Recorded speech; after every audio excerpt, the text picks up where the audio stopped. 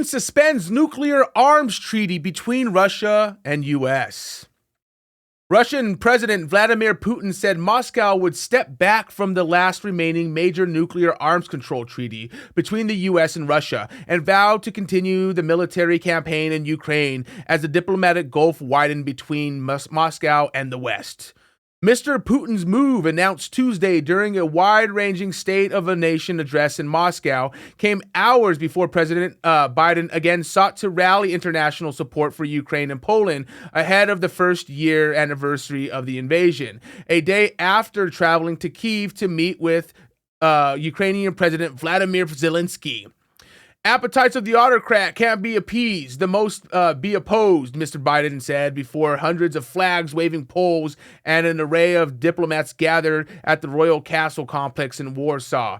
Ukraine will never be a victory for Russia. Never.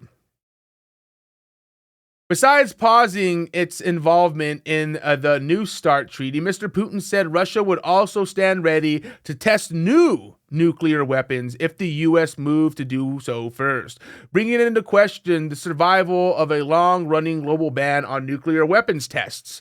Secretary of State Antony Blinken said that the Russian leader's decision on the pact is both really unfortunate and very irresponsible.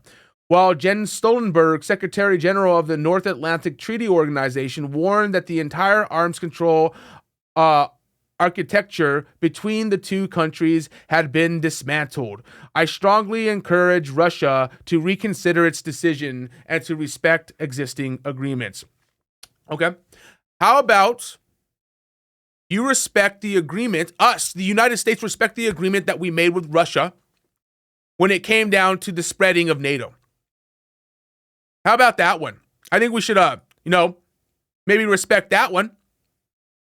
Right?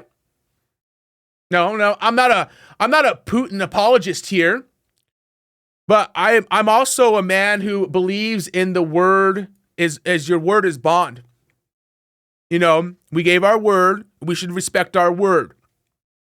Just like when we went into this war, when we were supporting Ukraine in this war in the beginning, I was really, all about keeping our word that we would help Ukraine in their defense. But when it comes down to basically creating a proxy war here with Russia, I'm like, fuck no. And then you start learning all this other shit about Ukraine with the Nazism and stuff like that. I'm like, no. I'm done. I'm done. We don't need to be there. We don't need to be providing as much help as we did. We don't need to be sending as much money as we did, especially when we need that money here. Especially when we need that money here. We don't need to be going in debt. None of this is good. So, always remember, when shit hits the fan, nuclear annihilation happened because of this.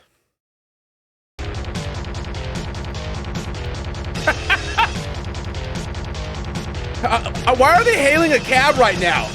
What's going on here? They all need cabs?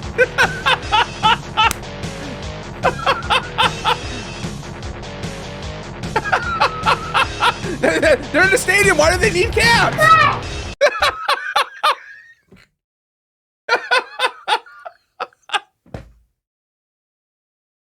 Bunch of Nazis, man. Those Ukrainians. A bunch of fucking Nazis. Or they just really need cabs all the time. I don't know.